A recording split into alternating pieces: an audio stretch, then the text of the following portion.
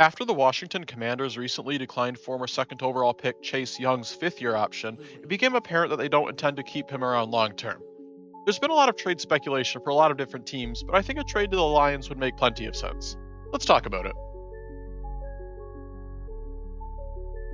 Aidan Hutchinson is legit, but right now he doesn't have a real partner on the other side of the defensive line. James Houston is exciting, but his size and his issues in run defense will always limit the amount of snaps that he can play.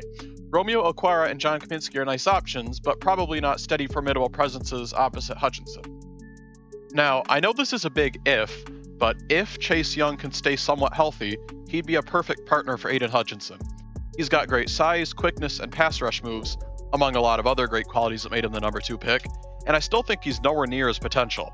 He looked great during his 2020 season that saw him win Defensive Rookie of the Year, but he still only tallied 7.5 sacks in that campaign. He's only scratching the surface. He was looking to improve on that, but since then, injuries have given him a lot of issues. Given he's still only 24 and doesn't have a ton of experience under his belt, I think Young is nowhere near his ceiling, honestly, given his unique physical tools and his pass rushing skills. The Commanders clearly aren't including Chase Young in their long-term plans. The asking price for a player with injury issues, 1 year left on his contract, and a team that doesn't really want him shouldn't be super high. A third-round pick would likely get it done, but knowing Brad Holmes, Detroit could probably get an even better deal. Plus, Brad Holmes has shown that he isn't afraid to take on a reclamation project.